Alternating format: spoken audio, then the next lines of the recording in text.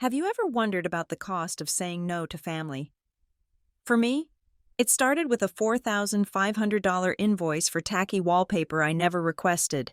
People claim blood is thicker than water, but they forget that blood can freeze into a razor-sharp blade when betrayal strikes.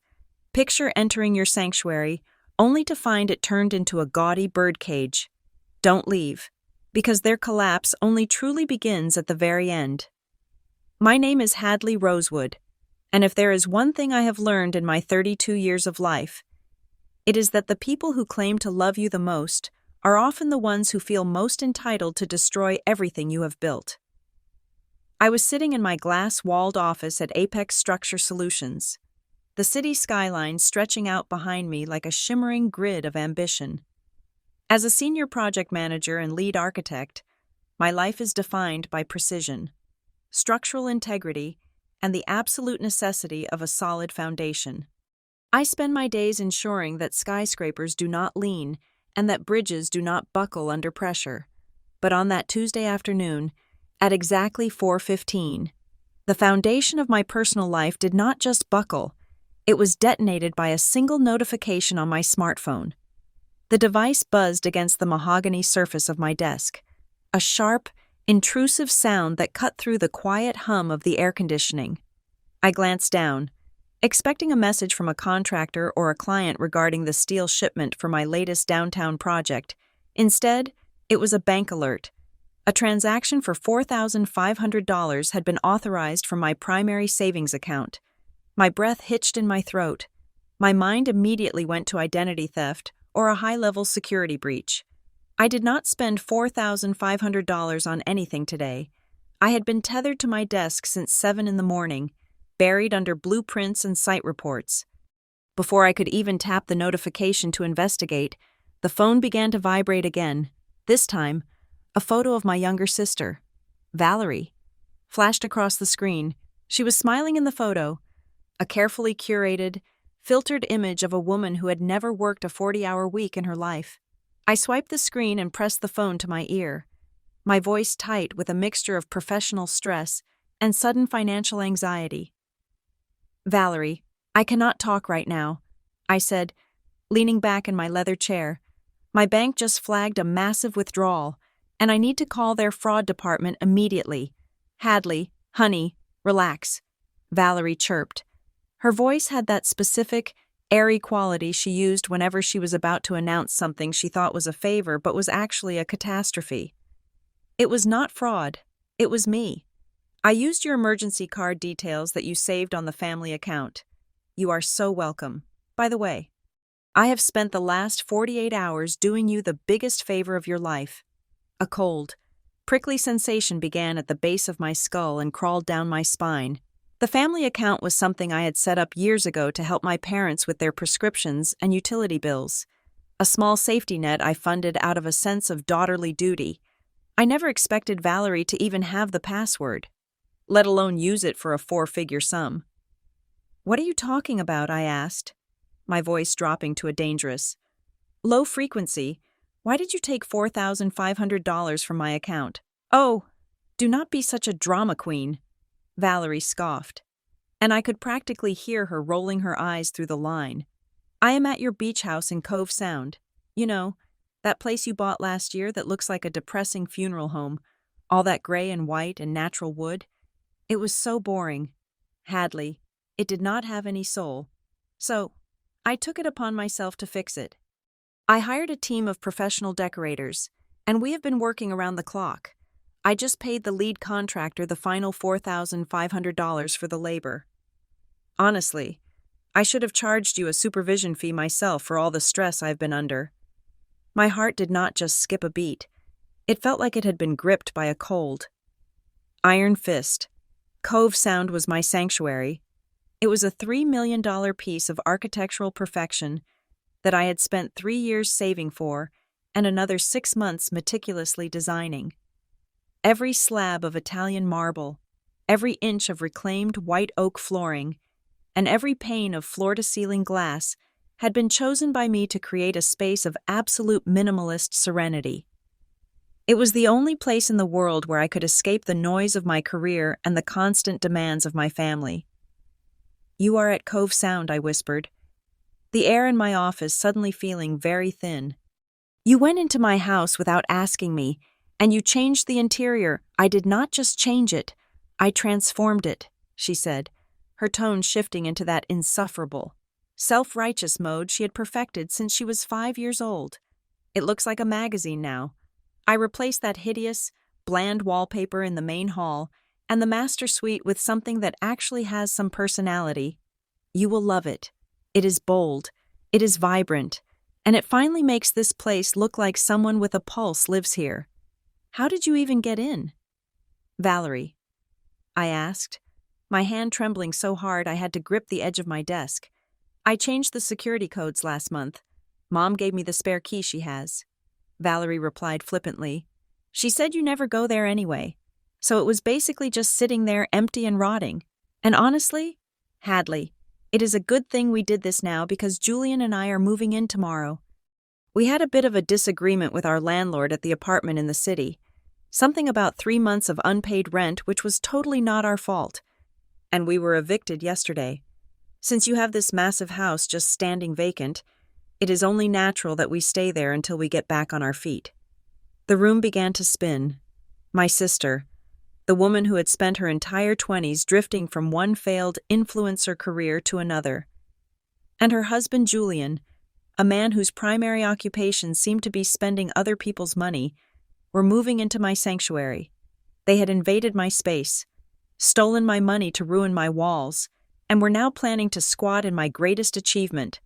"No," I said, the word coming out sharp and jagged. "No, Valerie, you are not moving in. You are going to leave right now. You are going to take your things. You are going to give that key back to Mom. And you are going to stay in a hotel. Do you hear me? You do not have my permission to be there." There was a long, pointed silence on the other end of the line. When Valerie spoke again, the sweet sister act was gone, replaced by the sharpened claws of a woman who had been coddled her entire life. "You are being incredibly selfish." "Hadley," she snapped, "we are family. Julian and I have nowhere else to go.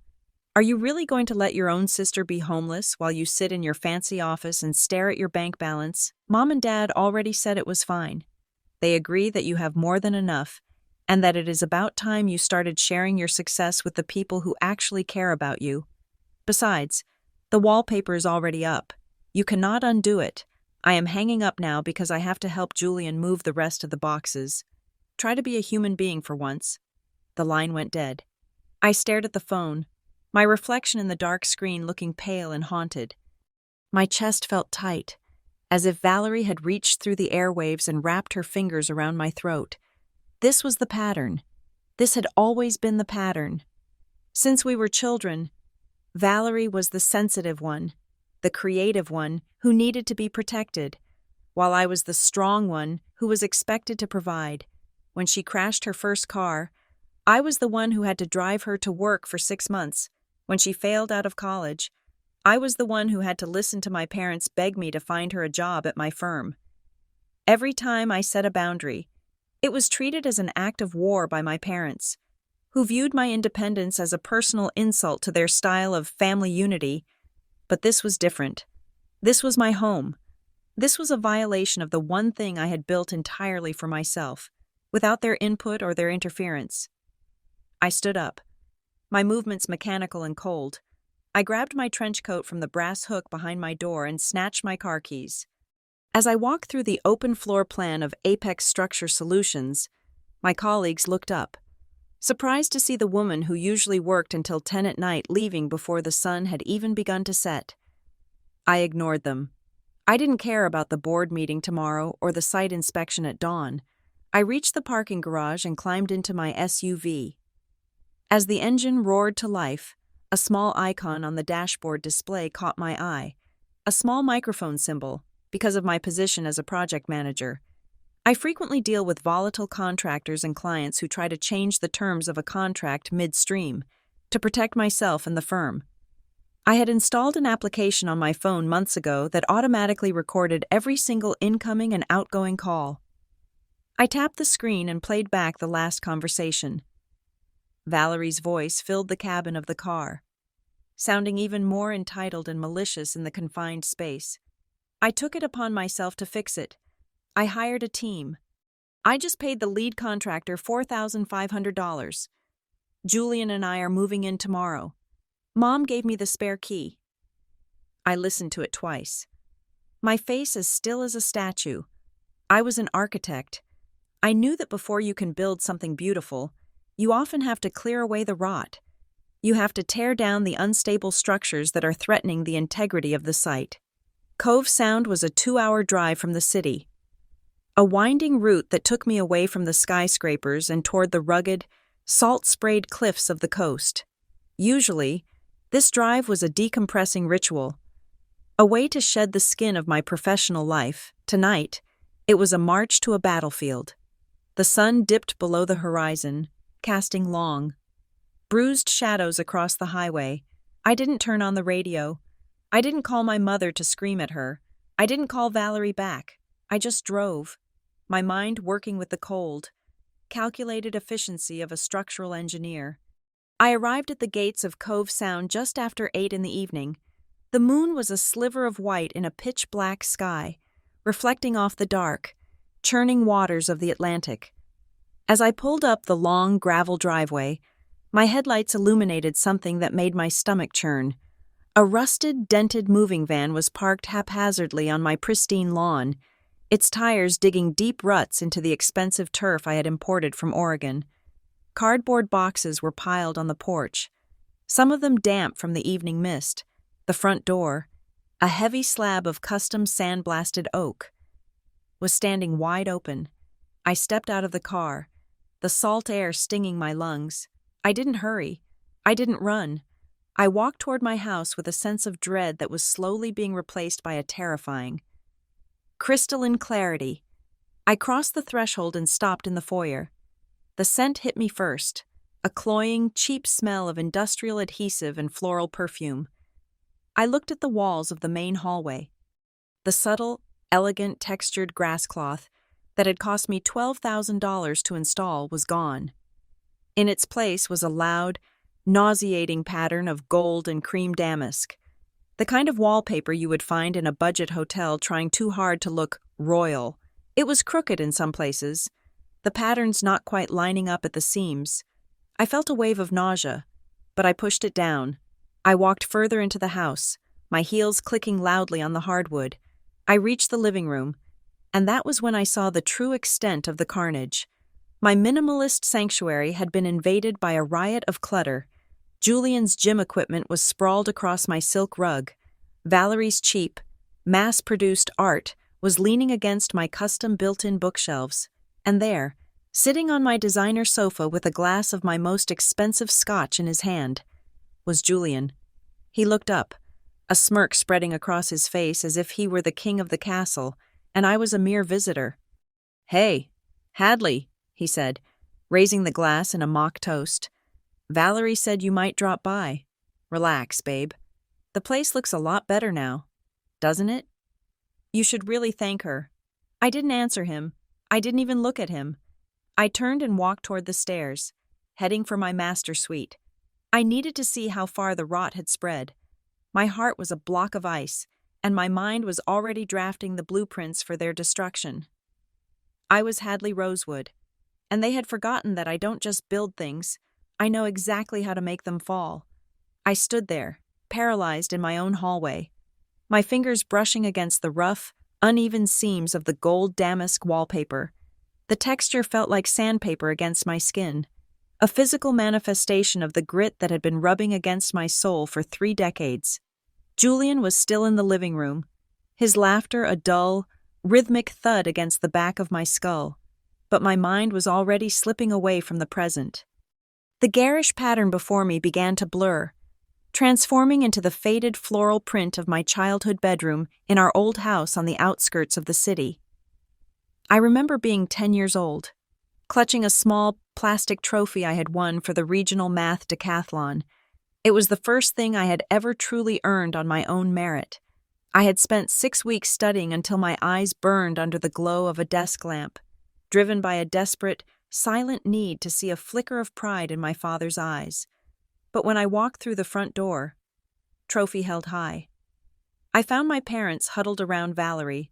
She was crying because she had dropped her favorite porcelain doll, shattering its face into a dozen jagged pieces.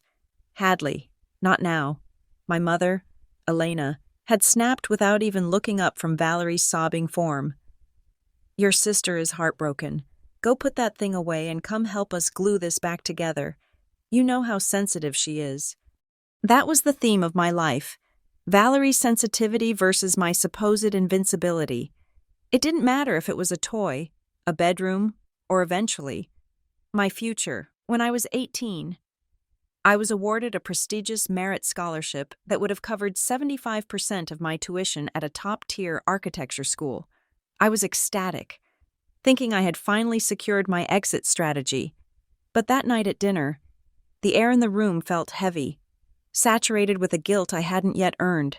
"Hadley, honey, we were talking to Valerie today."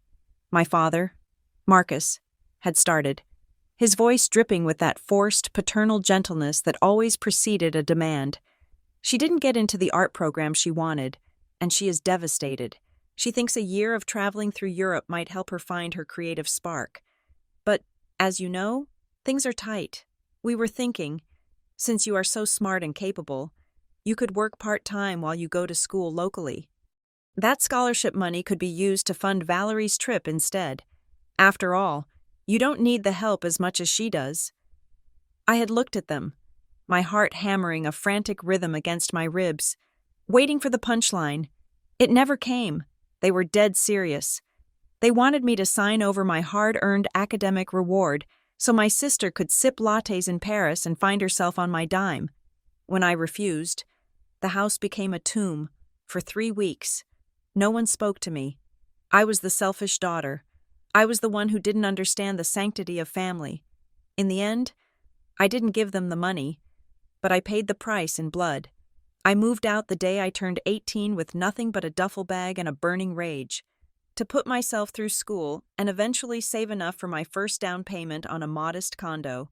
I worked 3 jobs simultaneously.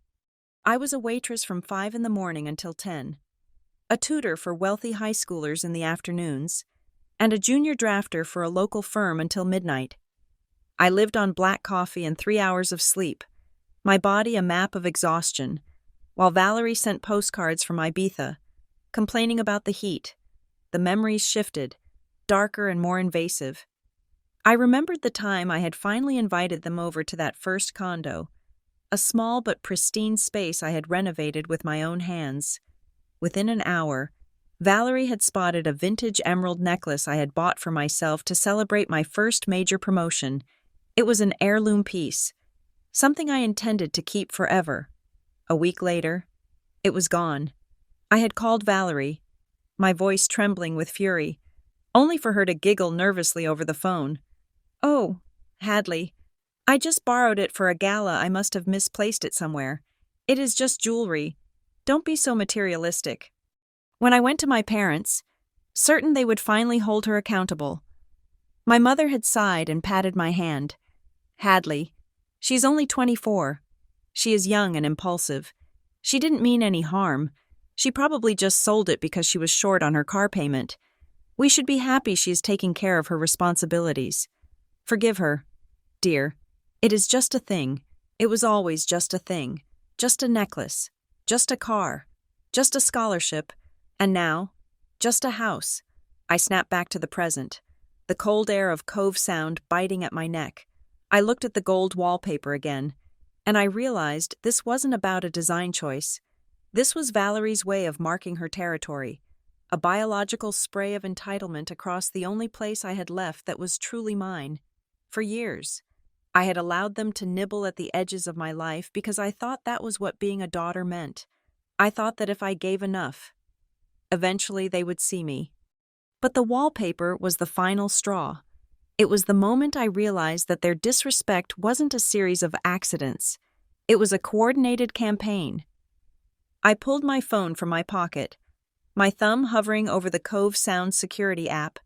I had spent $5,000 on a state-of-the-art system, one that included perimeter sensors and motion-activated high-definition cameras. I wanted to see exactly how they had spent the last 48 hours. I tapped the icon, expecting the usual live feed of the foyer, but the screen remained black.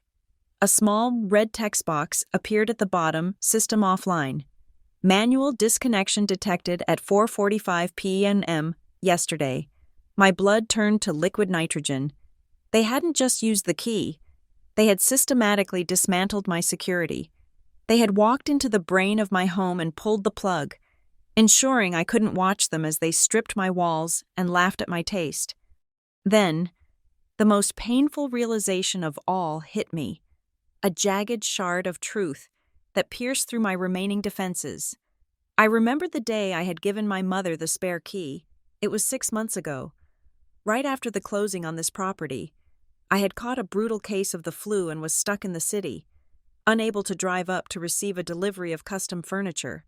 I had called Elena, asking her if she could just go there, sign for the crates, and lock up. "Oh, of course, Hadley," she had said, her voice warm and maternal. "I would love to see the new place anyway. I am so proud of you." She had spent 4 hours at the house that day, long enough to drive to the local hardware store in the village, long enough to have a duplicate made. She hadn't just used the key I gave her, she had stolen my autonomy. She had waited for the perfect moment to hand that duplicate to Valerie, knowing exactly what her younger daughter would do with it. My mother wasn't just a bystander in this invasion. She was the quartermaster. The betrayal of a sister is a sting, but the betrayal of a mother is a slow-acting poison. Elena knew how much this house meant to me. She knew about the 90-hour work weeks, the skipped meals, and the sheer, exhausting loneliness of the life I had built to afford this sanctuary. And yet, she had handed the keys to the castle to the very person she knew would burn it down for fun. I looked down at the floor, noticing a small, white plastic casing tucked under the baseboard. It was the cover for the main router. It had been kicked aside, the wires hanging out like exposed nerves. Valerie hadn't even been careful. She had been messy, arrogant, and triumphant. A sudden dark suspicion began to bloom in my mind, one that went beyond just moving in. I thought about Valerie's history, her creative projects that always ended in someone else's bankruptcy. I thought about the way Julian was currently lounging in my living room, drinking my 40-year-old scotch as if he had earned every drop. Valerie wasn't just looking for a place to stay. She was looking for a takeover. She had seen the rise in property values in Cove Sound, which had climbed nearly 30% in the last 12 months. She knew that if she could establish residency, if she could improve the property and have my parents back her up, she could make it incredibly difficult for me to evict her. In some states, after 30 days, she would have squatters' rights. She was trying to bury me under a mountain of family obligation and legal red tape until I simply gave up and let her have it. I looked at the hallway one last time, the gold damask shimmering mockingly under the recessed lighting. They thought they knew me. They thought I was the same girl who would study until dawn just to be ignored. They thought I was the strong one, who would eventually sigh, roll her eyes, and pay the bills because it was easier than fighting. They were wrong. In my world, a building is only as good as its blueprints. If the blueprints are flawed, the structure is a hazard. My family was a flawed blueprint, a chaotic mess of entitlement and enabling that had been allowed to stand for far too long.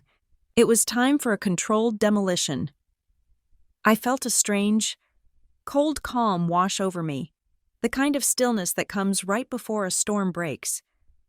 I reached into my bag and pulled out a small, secondary device, a standalone tablet that was linked to my backup server. Valerie and my mother were smart enough to find the main hub and the visible cameras, but they didn't know I was a woman who specialized in redundancies. They didn't know about the pinhole lenses hidden in the crown molding of the study, or the ones embedded in the smoke detectors.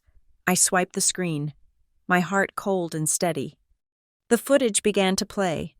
And as I watched my mother and sister laughing while they ripped the grass cloth from my walls, I knew exactly what I had to do. They wanted to play house fine. I would give them a front row seat to how I really operate. I turned away from the wallpaper and walked toward the kitchen. My footsteps no longer hesitant. I had 200 miles of rage-fueled adrenaline in my system and a digital trail of their crimes. Julian didn't even look up when I passed the living room. He was too busy scrolling through his phone, probably picking out which of my bedrooms he wanted to claim as his office. I reached the kitchen counter, picked up my phone, and dialed a number I had stored under a generic name. It wasn't the police, not yet. It was someone far more effective for the first phase of my plan. Elias. I said when the line connected, my voice as sharp as a diamond. I have a structural issue at Cove Sound. It is a total loss of integrity. I need you to start the paperwork for a full-scale eviction and a civil suit for property damage. And Elias, make sure you include the criminal trespassing charges. I have the footage of the forced entry and the tampering with the security system. I hung up before he could respond. I looked around my violated kitchen. At the mismatched spice rack and the drill holes in my marble backsplash, I wasn't Hadley the daughter anymore. I wasn't Hadley the sister. I was the architect of their ruin. And I was going to make sure that by the time I was done, they wouldn't just be out of my house, they would be out of options. I walked back into the living room, stopping right in front of Julian. He finally looked up, blinking at the intensity in my eyes. You have 24 hours to get that van off my grass and your trash out of my halls, I said, my voice barely above a whisper but carrying the weight of a death sentence. Julian laughed, a greasy, arrogant sound. Or what? Hadley. You going to tell Mom on us? I leaned down, my face inches from his. No, Julian, I am going to tell the district attorney, and then I am going to watch the bank seize everything you and Valerie have ever touched. I turned and walked toward the door, leaving him stunned in the middle of my ruined sanctuary. The night air was waiting for me, and for the first time in my life, I wasn't running away from my family. I was leading them exactly where I wanted them to go. The sun began to bleed over the horizon at 5:30 in the morning, casting a cold, gray light over the coastal cliffs of Cove Sound. I had spent the last few hours sitting in my car at a rest stop 5 miles down the road, staring at the digital clock on the dashboard, waiting for enough light to truly see the wreckage. When I finally turned back into my driveway, the dawn light was unforgiving. It didn't just illuminate the house, it exposed the violation. The first thing I saw was the moving truck. It was a massive, battered 26-foot behemoth parked diagonally across my entrance, its back ramp lowered like a protruding tongue. It had crushed the border of lavender and white sage I had spent 3 weekends planting. Deep, muddy ruts were carved into the earth where the heavy tires had skidded. This wasn't a move. It was an invasion by a motorized army that didn't care about the terrain it conquered. I stepped out of my SUV, the damp morning air smelling of salt and something sharp and chemical. My boots crunched on the gravel as I walked toward the front door. The house, an angular masterpiece of glass and steel and reclaimed wood, looked like it was being choked. I walked through the foyer, past the gold damask Valerie had boasted about, and turned the corner into the main living area. I stopped dead. My stomach did a slow, sickening roll. The living room, which I had designed to be a cathedral of minimalism with its soaring ceilings and views of the Atlantic, had been murdered. Every square inch of the pristine, off-white plaster walls had been smothered in a cheap, adhesive leopard print wallpaper. It was a visual assault, a dizzying, repetitive pattern of black and tan spots that seemed to vibrate under the recessed lighting. It looked like a set for a low-budget music video from 20 years ago. The smell was overpowering, a thick, cloying scent of low-quality glue and synthetic plastic that made my throat tighten. I moved closer to the wall, my hand trembling as I reached out to touch the surface. My heart broke when I saw what lay beneath the spots. To secure their decorations, Valerie and Julian hadn't just used adhesive. They had driven dozens of heavy industrial nails directly into the solid, hand-finished walnut panels that flanked the fireplace. These panels had been sourced from a single forest in Pennsylvania, selected for their continuous grain. Now, they were splintered and scarred. Hanging from the nails were massive, 2 foot by 3 foot, canvas prints of Valerie and Julian. In one, they were pouting for the camera on a beach. In another, they were clinking glasses in a private jet they had likely borrowed for a photo op. The jagged metal of the nails had caused the wood to weep sap, a sticky amber tear running down the face of the priceless timber. I turned away, unable to look at their smug, filtered faces anymore, and retreated toward the kitchen. The carnage continued. This was a space where I usually prepared quiet meals, appreciating the cool touch of the Carrara marble countertops. Now, the marble was hidden under a layer of filth. My collection of vintage wines, which I had spent 5 years meticulously building, had been decimated. Empty bottles of a 1996 Bordeaux and a 2005 Cabernet bottles that were worth $600 each were tossed into the sink like common trash. A half-eaten carton of greasy takeout sat on the island, a dark stain of soy sauce seeping into the porous stone I had spent thousands of dollars to seal. They hadn't just used the kitchen, they had desecrated it. I felt a cold, hard knot of rage forming in the center of my chest. But I didn't let out a sound. I was a project manager. I knew that emotion was the enemy of execution. I needed data. I needed evidence. I climbed the stairs to the second floor, my footsteps echoing in the hollowed-out shell of my home. When I reached the door to my study, I hesitated. This room was my sanctum, the place where the blueprints for every building I had ever designed were born. I pushed the door open and felt the air leave my lungs. The room had been transformed into a nursery. There were no children in our family. Valerie had never shown an ounce of maternal instinct, but the room was filled with white wicker cribs and plush toys still in their plastic wrapping. The walls, once a soothing, pale sage green designed to foster focus and creativity, had been painted over in a violent, blinding shade of ultraviolet purple. The paint job was hurried and sloppy. Purple streaks stained the white crown molding and had dripped onto the custom built-in mahogany desk. When I saw the desk, my restraint nearly snapped. My flat files, containing the original hand-drawn schematics for the Apex Structure Solutions headquarters, had been dumped onto the floor. I looked up at the corner of the ceiling where my primary security camera had been mounted. It was gone.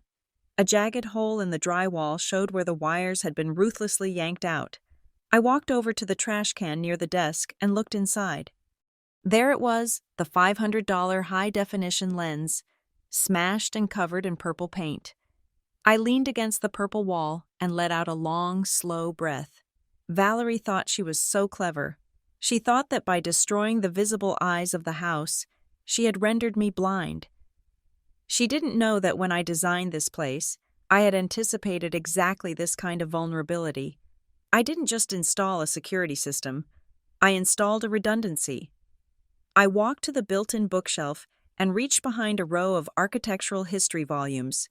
I pressed a hidden release, and a small, disguised panel popped open. Inside was a secondary, independent server linked to 6 pinhole cameras, hidden within the structure itself, lenses no larger than the head of a pin. Embedded in the smoke detectors and the light fixtures, I pulled out my tablet and synced it to the local encrypted network.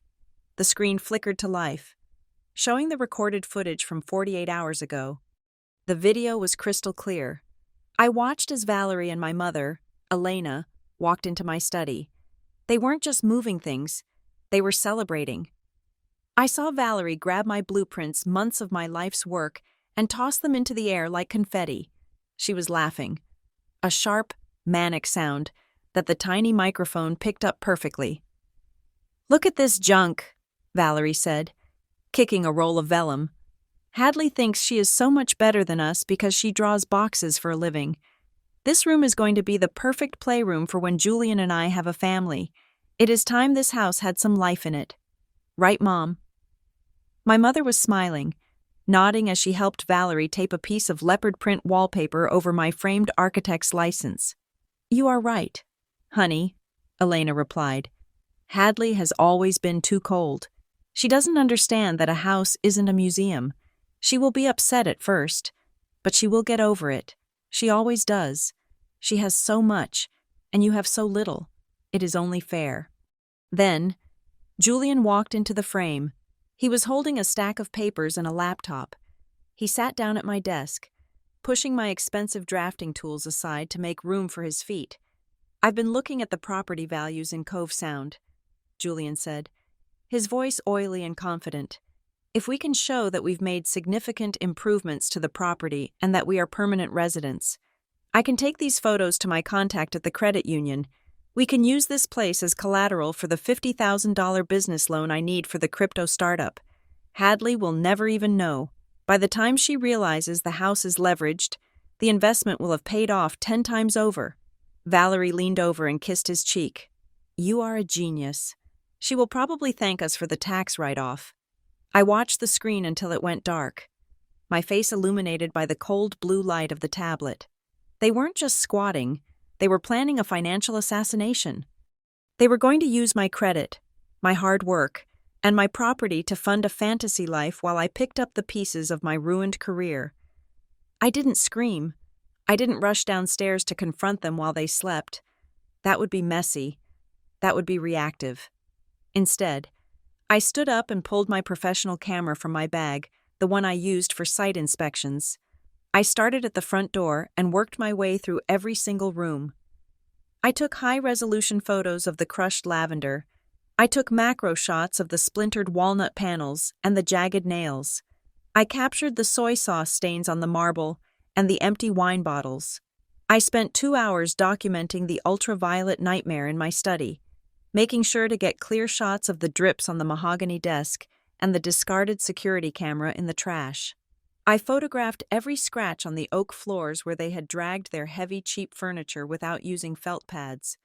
I documented the mismatched spice rack and the drill holes in the kitchen. For every photo I took, I calculated the cost of restoration in my head. Walnut paneling replacement $15,000. Marble resurfacing $3,000. Security system overhaul $7,000. Professional deep cleaning and paint stripping $10,000. By the time I was finished, I had a digital file containing 342 pieces of evidence. I had the footage of their conspiracy, I had the proof of their malice, and most importantly, I had the cold, unwavering resolve of a woman who was done being the foundation for other people's failures. I walked back down the stairs, the sun now fully up and filling the house with a bright, clinical light. Julian was still snoring on the sofa, a thin string of drool escaping his mouth. Valerie was likely asleep in my guest bed, tucked under the Italian linens she had stolen. I walked out the front door and locked it quietly behind me. I didn't look back at the leopard print or the moving truck. I got into my SUV and started the engine. As I drove away from Cove Sound, the salt air felt clean again. I wasn't losing my house. I was clearing the site. And by the time the first legal papers arrived at that door, they would realize that the wallpaper they had put up was just the first layer of the prison they had built for themselves. I was sitting at the marble kitchen island at 8 in the morning, watching a dark soy sauce stain settle deeper into the stone. When the sound of a heavy diesel engine rumbled up the driveway, I didn't need to look out the window to know that the rest of the cavalry had arrived. The front door, which I had locked from the inside just hours ago, swung open with the grating confidence of someone who had never been told they were unwelcome. My father, Marcus, walked in first, his heavy work boots thudding against my oak floors, followed by my mother, Elena, who was carrying a stack of oversized decorative pillows that looked like they had been salvaged from a clearance bin. Valerie and Julian trailed behind them, looking refreshed and triumphant, as if they had just won a hard-fought battle instead of committing a felony. Hadley, you are still here, my mother said, her voice dripping with a fake, honeyed warmth that made my skin crawl. She didn't look at my face. She looked around the room, her eyes lighting up as they landed on the leopard print wallpaper. Oh, Hadley, just look at this. Valerie really does have a gift, doesn't she? The house finally has some soul. It doesn't look like a cold, empty mausoleum anymore. It feels like a home. It feels cozy. I didn't move. I didn't even look up from the soy sauce stain. I just listened to the sound of my father putting a heavy box of kitchen supplies down on my counter, the cardboard scraping against the marble. It is about time you let someone with a little personality take the lead on the decor. Hadley, my father added, his voice booming and authoritative. You were always too focused on those sterile lines and gray colors. This is what a family home should look like. He reached into his breast pocket and pulled out a folded piece of paper. Sliding it across the island toward me, it landed right next to the stain. Speaking of family, we need to handle a few formalities, he said, his tone shifting to the one he used when he was closing a deal. Since Valerie and Julian are going to be staying here for the next 6 months or so, while they get their finances in order. I had a lawyer friend of mine draft a temporary authorization for residency. It is just a formality, really. It gives them the right to receive mail here and register their car at this address. Sign it, and we can all get back to unpacking. I finally looked up. I looked at my father, a man who had spent 40 years demanding respect while giving none.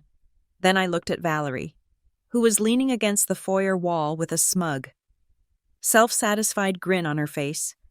I reached into my bag, pulled out my phone, and opened the bank notification I had received the day before. I turned the screen toward them, displaying the digital invoice for $4,500. Who authorized this? I asked, my voice as flat and cold as a sheet of ice. Valerie's grin faltered for a fraction of a second before she morphed into her role as the misunderstood martyr. For heaven's sake, Hadley, is this what this is about? Money, I told you. I hired a professional crew to fix your mistakes. $4,500 is a bargain for the amount of work they did. I spent 12 hours a day supervising them to make sure they got the pattern right. I was trying to help you. You are always so stressed and miserable, and I thought a beautiful environment would cheer you up. You stole $4,500 from my savings account to ruin my walls, I said, my voice rising just enough to cut through her babble. You broke into my house. You destroyed $12,000 worth of custom grass cloth.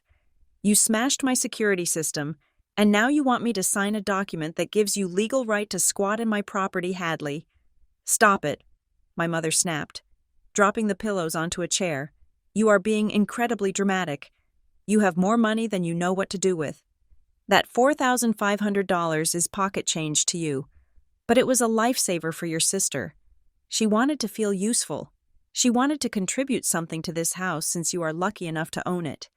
Luck had nothing to do with it, I replied. Standing up slowly, I spent 10 years working 80-hour weeks. I skipped every vacation, every holiday, and every family dinner where I was expected to sit there and listen to how Valerie needed another handout. This house is mine. It is not a family project. It is not a communal asset. It is my private property. Marcus slammed his hand down on the counter, the sound echoing like a gunshot in the open space. Enough of this selfish talk. You are a rosewood, and in this family, we take care of our own.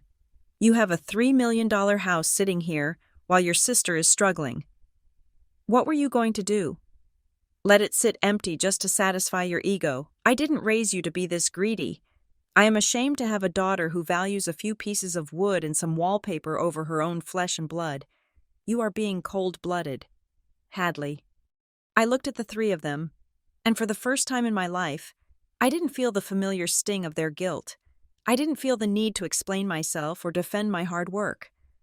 I realized that to them, I wasn't a person. I was an ATM with a floor plan.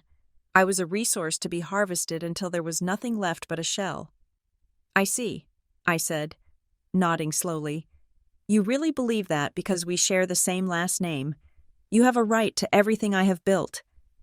You think that my success belongs to you because you raised me, even though you spent every ounce of your energy trying to hold me back so Valerie wouldn't feel inferior. That is not true, my mother cried, her face reddening. It is absolutely true, I said, walking around the island to face them directly. And here is how this is going to end. You have exactly 24 hours to get out of this house. That moving truck outside needs to be gone. Every piece of trash you brought in here needs to be removed. And Valerie, if you don't return that $4,500 to my account by noon tomorrow, I am going to the police." Valerie let out a high-pitched, hysterical laugh. "The police? Are you serious? You are going to report your own sister for decorating your house? They will laugh you out of the station. They won't be laughing when they see the footage of you breaking the security system," I said, my eyes locking onto hers. "And they certainly won't be laughing when they see the criminal trespassing charges I am filing against Julian for forging my signature on his residency paperwork." My father took a step toward me, his face twisted in a mask of fury. "You wouldn't dare. You would destroy your sister's life over a house I already called my lawyer." I said, my voice steady, "His name is Elias Vance, and he is very good at what he does. He told me that what you have done here constitutes a series of felonies. If you are not out of here by 9 o'clock tomorrow morning, I am moving forward with every single charge. I am done being the foundation for your failures." The room went deathly silent. Julian looked toward the door, his bravado finally beginning to crumble. Valerie's face was a mask of pure, unadulterated hatred. But it was my mother who moved first. She stepped forward, her hand moving so fast it was a blur. The slap landed squarely across my left cheek. The sound sharp and violent, the force of it jerked my head to the side, and I felt the immediate, stinging heat of her palm imprinted on my skin. "You ungrateful little bitch," my mother hissed, her face inches from mine. "I gave birth to you. I suffered for you. Everything you are and everything you have belongs to me. This house has my blood and my sweat in it, because I am the reason you even exist. You don't get to tell us where we can go. You don't get to tell your sister no." I stood there, my face throbbing, the metallic taste of blood in my mouth from where my tooth had nicked my inner lip. I didn't scream. I didn't cry. I didn't even raise my hand to touch my burning cheek. I just looked at her, and in that moment, the final thread of obligation snapped. It didn't just break. It evaporated. I looked at my mother, and I didn't see a parent. I saw a stranger who happened to share my DNA. "Thank you, Mom," I said quietly. She blinked, confused by my lack of reaction. "For what? For making this easy?" I replied. I was actually feeling a little bit of guilt about what I was going to do to you. But now I feel absolutely nothing. I turned away from them, picking up my car keys and my bag from the counter. I didn't look at the wallpaper. I didn't look at the pillows. I didn't look at the paper my father wanted me to sign. I walked toward the front door, my footsteps steady and deliberate. "Where do you think you are going?" my father shouted after me. "We are not finished here." I reached the door and paused, looking back at the four of them standing in the wreckage of my living room. They looked small. They looked pathetic. They looked like a structure that was already collapsing from the inside out. "I am going to see my lawyer," I said, "and then I am going to see the police. You have 24 hours. Spend them wisely." I walked out and closed the door behind me. The sound of the heavy oak meeting the frame final and absolute. The salt air hit my face, cooling the sting of the slap. As I got into my car and drove down the driveway, I didn't look in the rearview mirror once. I had spent 32 years trying to build a bridge back to these people. Today, I realized that some bridges are meant to be burned so that you can finally see the way forward. The offices of Vance and Associates were located on the 42nd floor of a steel and glass monolith in the heart of the financial district, a place where the air felt pressurized by the weight of high-stakes litigation. Elias Vance did not take meetings with people who were looking for a shoulder to cry on. He was a man who specialized in scorched earth civil suits, a legal predator who only moved when the scent of a definitive victory was in the air. I sat across from him at a desk carved from a single slab of black obsidian, the marks of my mother's slap still a faint, pulsing heat on my cheek. I didn't cover it with makeup. I wanted him to see the physical manifestation of the boundary that had been crossed. "Elias," I said, my voice echoing the clinical chill of the room. "I am not here for a divorce or a property line dispute. I am here to dismantle a criminal enterprise that is currently operating out of my home." He leaned back, his eyes sharp behind rimless spectacles. He was 50, silver-haired, and possessed the stillness of a shark. "Go on, Hadley." I opened my laptop and slid it across the obsidian surface. I didn't start with the emotions. I started with the foundation. I opened a folder labeled Evidence Cove Sound Invasion. For the next 45 minutes. We didn't speak as I played the recordings of the phone calls, displayed the high-resolution photos of the leopard print wallpaper, and scrolled through the footage from the hidden pinhole cameras. I showed him the deed to the house, a document that clearly stated the property was owned 100% by me, purchased with funds that had never touched a joint family account. Elias watched the video of Valerie and my mother laughing while they ripped out the $12,000 grass cloth. He watched Julian drinking my 60-year-old scotch while discussing leveraging my property for a crypto scam. He didn't flinch, but his jaw tightened when he saw the macro shots of the industrial nails driven into the solid walnut load-bearing panels. "This is not a family disagreement." "Hadley," Elias said, his voice a low, dangerous rumble. "This is a textbook case of aggravated trespassing, malicious destruction of property, and attempted grand larceny through financial fraud. The moment your sister used a stolen or unauthorized key to enter a property with the intent to alter it and establish residency, she crossed the line from being a nuisance to being a felon. But there is more." "Elias," I said, leaning forward. My voice was steady, the architect in me taking over. "You know I work for Apex Structure Solutions, but what I haven't made public is my role as a strategic investor. I am the lead stakeholder in the Cove Sound redevelopment project. I pulled up a secondary map of the coastline. This house isn't just a vacation home. It is the anchor property for a $15 million high-end luxury development. I secured special permits 3 months ago to perform a structural overhaul that would upgrade the property into a Tier 1 estate. Based on the market projections for that specific zip code, the value of the property was set to increase 3 times over from $3 million to nearly $9 million once the renovation was completed." Elias raised an eyebrow, finally showing a flicker of genuine interest. "A $6 million projected appreciation. That changes the damages significantly. It gets worse," I continued. "Those walnut panels they hammered nails into. They aren't just decorative. In a house with this much glass and an open floor plan, those panels are part of a lateral bracing system. By driving heavy industrial nails into the grain without pre-drilling or structural oversight, they have compromised the tension of the wood. For the luxury upgrade I have planned, those panels were meant to be the support for a cantilevered glass balcony on the second floor.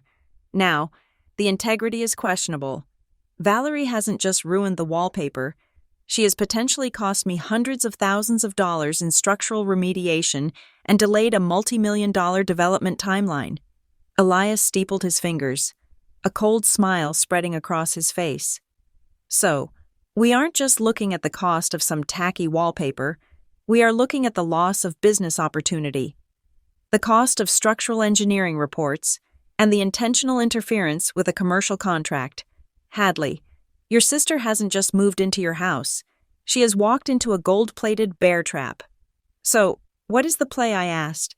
"The play," Elias said, standing up to look out at the city, "is to let them think they have won.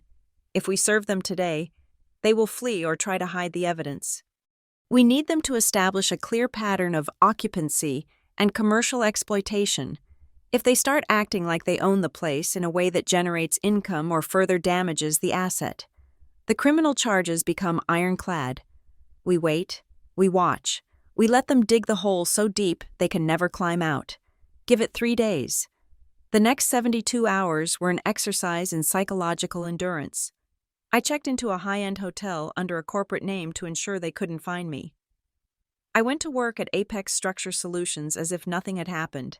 I even posted a few pre-scheduled photos on my social media of a business trip to Chicago, making it look like I had fled the state to lick my wounds. My phone was a war zone. I had over 50 missed calls from my mother and dozens of frantic, rambling texts from Valerie. Hadley, stop being a child. We are having a dinner party tonight with the cousins. Everyone is so impressed with what Valerie did to the place. Don't bother coming back until you can apologize to your father. Mom. Hey, sis. Just so you know, I moved your boring books to the garage. I needed the space for my yoga studio. Also, the 3rd of the month is coming up, and I'll need you to transfer another $2,000 for the utility deposits. Family first. Valerie. I didn't reply to a single one. I stayed silent. A ghost in my own life, while I spent my evenings at the law office or with a private investigator Elias had hired. On the 2nd day, the investigator hit pay dirt. Hadley, you're going to want to see this, Elias said, calling me on an encrypted line on Thursday evening. Your sister just launched her new business venture. He sent me a link to a popular short-term rental site and a few local Facebook community groups.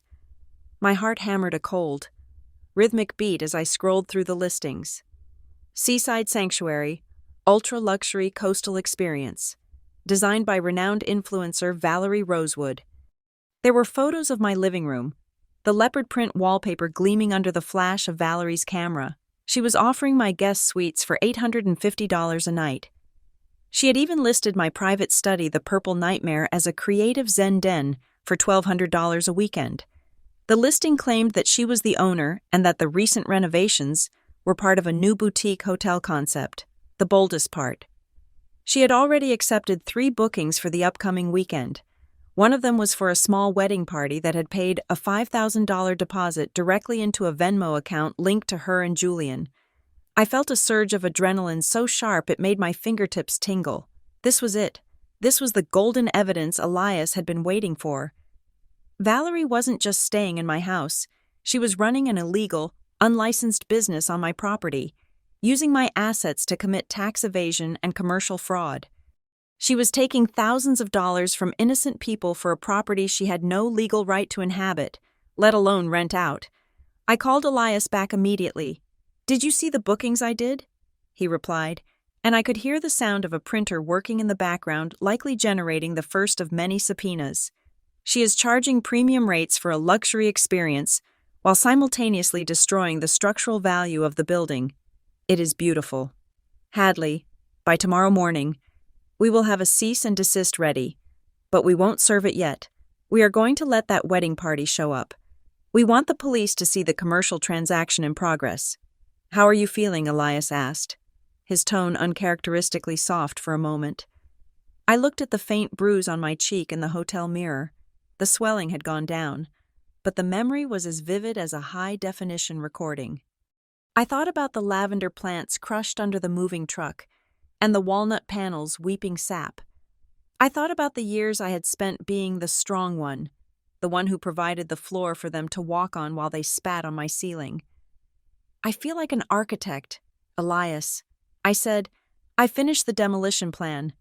Now, I'm just waiting for the weather to clear so I can trigger the charges. I spent the rest of the night reviewing the structural engineering report that had been conducted secretly by one of my colleagues at Apex. The verdict was clear: the damage to the walnut panels would require a full replacement of the lateral bracing system, a job that would cost $200,000 and require the house to be stripped to the studs. Valerie's $4,500 favor had effectively turned into a $250,000 liability. I lay in bed, staring at the ceiling of the hotel room, imagining the look on Valerie's face when she realized that the family share she had helped herself to was actually a debt she could never pay back. I thought about my mother, who believed her blood and sweat gave her the right to steal my peace. They had spent their whole lives thinking I was the foundation of the Rosewood family, the sturdy, silent thing that held everything up while they decorated the rooms. They forgot one thing about foundations. When you push them too hard, when you compromise their integrity, they don't just crack, they shift. And when the foundation shifts, the entire house comes down. The 3 days of silence were over. Tomorrow was Friday, the day the first guests were scheduled to arrive at my seaside sanctuary. Tomorrow, the Alliance of Shadows would step into the light, and I would show my family exactly what happens when you try to renovate a woman who knows exactly how to build and destroy a world. The scent of cheap, grocery store catering and over-applied cologne hit me the moment I stepped out of my car at 7:30 on Friday night. My driveway, usually a path of serene gray gravel, was choked with SUVs and luxury sedans, their tires further pulverizing the lavender borders that Valerie had already half destroyed. The house was lit up like a cheap casino on the Vegas Strip. The warm, architectural LED lighting I had carefully calibrated now fighting against the rhythmic, thumping bass of a generic pop playlist. I stood there for a moment, smoothed the skirt of my charcoal gray designer suit, and adjusted the lapels. I didn't feel like a victim anymore. I felt like a silent observer at a zoo, watching a group of primates celebrate their takeover of a habitat they were too stupid to realize was built on a fault line. I walked through the front door, which had been propped open with one of my custom-carved stone bookends. The foyer was a nightmare. The leopard print wallpaper, which looked hideous in the daylight, was even more offensive under the party lights. Valerie had added strings of colored fairy lights that draped across the ceiling, casting flickering, amateurish shadows over the patterns. Hadley. "Look who decided to join the party," Valerie shrieked from the center of the living room. She was wearing a silk-wrapped dress I recognized immediately. It was a $2,000 piece I had stored in my master closet, still with the tags on.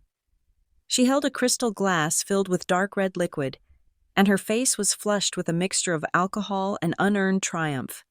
"Everyone, this is my big sister, the architect," Valerie announced to the crowd of about 40 people.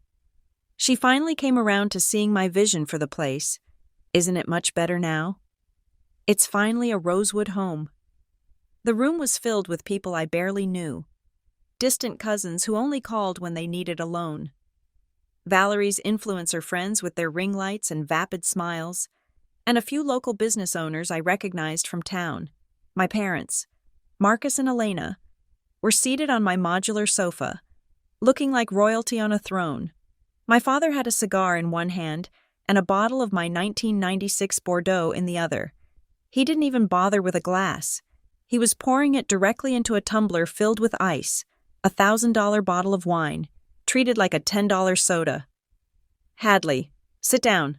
Get a drink," my mother called out, waving a hand weighted down by a new gold bracelet that I suspected had been purchased with my $4,500.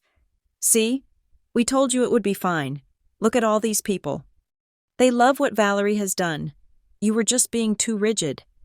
I walked toward the kitchen, where Julian was cornering a man I knew to be one of the wealthiest real estate developers in the county.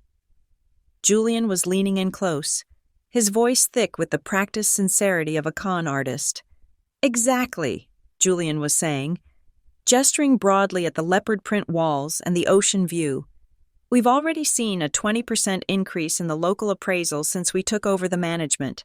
We are looking for 5 partners to buy into the equity of the Rosewood estate. $50,000 gets you a 10% stake in the short-term rental revenue. It's a ground floor opportunity. Man, we own the place free and clear. So your investment is backed by the dirt itself." The developer looked skeptical, but Julian was relentless, using my professional reputation as the lead at Apex Structure Solutions to bolster his lies. I watched him for a minute, noting the way he casually lied about the ownership, claiming he and Valerie had purchased it as a family legacy project. I didn't interrupt. I didn't scream.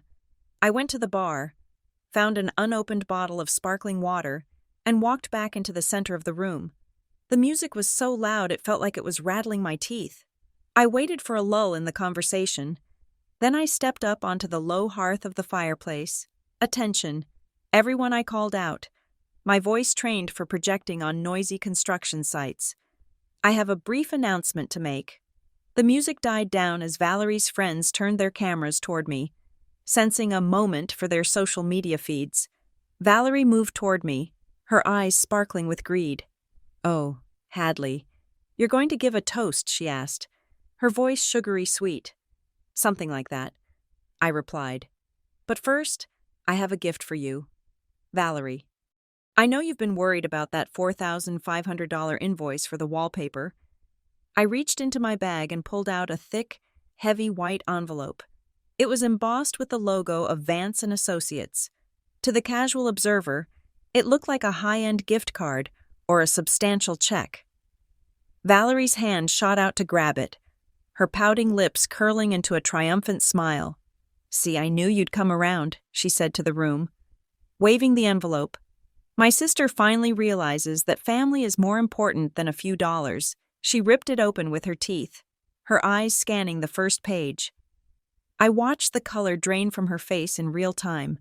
It was a beautiful thing to witness the transition from arrogant victor to terrified animal. "What is this?" she whispered, her voice cracking. "Read it out loud." "Valerie," I said, my voice cutting through the silence like a scalpel. "You wanted everyone to see your vision, right? Let them see the bill." Valerie's hands began to shake. It's a summons, a civil lawsuit." I stepped down from the hearth and took a sip of my water. "Not just a lawsuit," I said, addressing the entire room. "What my sister is holding is an official notice of a $250,000 claim for property damage and commercial fraud." The crowd erupted into murmurs. I saw the real estate developer Julian had been pitching to slowly back away toward the door. $250,000, my father roared, standing up so fast he spilled the Bordeaux across my silk rug. "Are you insane?" "Hadley. For some wallpaper, it's not just for the wallpaper." "Dad," I said, turning to him with a look of pure, clinical detachment. "Valerie and Julian didn't just put up leopard print, they drove industrial nails into the load-bearing walnut panels, compromising the lateral bracing system of the entire north wing. To fix the structural integrity they destroyed, the house has to be stripped to the studs. The cost of materials, engineering reports, and labor for the restoration is estimated at $190,000. The remaining $60,000 is for the loss of business revenue and the theft of my personal property, including the wine you are currently drinking." "Hadley, stop this," my mother screamed, rushing over to Valerie. "You are embarrassing us in front of our friends. It's just a house. No, Mom, it's a crime scene," I replied. I looked at Valerie, whose eyes were darting around the room, looking for an exit. And speaking of business, I've also included the evidence of the illegal short-term rental listings Valerie posted. She's been taking $5,000 deposits for a property she has no legal right to lease. That is wire fraud and grand larceny. Julian stepped forward, his face twisted in a mask of pseudo-masculine aggression. "You can't do this. We have residency. We've been here for days. You have a trespasser's record." "Julian," I said, "and you have exactly 60 seconds before things get a lot more complicated." At that moment, the blue and red lights of 3 police cruisers began to pulse against the leopard print wallpaper, visible through the floor-to-ceiling glass windows. The rhythmic thumping of the music was replaced by the low, distorted chirp of a police siren. "What did you do?" Valerie shrieked, clutching the lawsuit to her chest. "You called the cops on your own family. I didn't just call the cops," I said, as the first 2 officers stepped through the open front door. "I filed a criminal complaint for forced entry and felony vandalism. I have 72 hours of high-definition footage from hidden cameras showing exactly who broke the security system and who stole my wine." My father tried to step in front of the officers, his face a deep, dangerous purple. "Officers, this is a family matter. My daughter is just having a tantrum." The lead officer, a tall man with a no-nonsense expression, held up a hand. "Mr. Rosewood, we have a warrant for the arrest of Valerie Rosewood and Julian Collins, based on evidence of property damage exceeding $50,000. We also have a court order for the immediate vacation of these premises. Everyone who does not live here needs to leave now." The friends and influencers didn't need to be told twice. It was a stampede of silk and sequins as they rushed for the door, trying to avoid being caught in the crossfire of a felony arrest. Within 2 minutes, the grand housewarming party was nothing but empty glasses, spilled wine, and a cold, terrifying silence. Valerie was sobbing now, the silk dress I had paid for wrinkling as she collapsed onto the floor. "You're a monster. Hadley, how could you do this to me? I was just trying to make it pretty. You were trying to steal my life."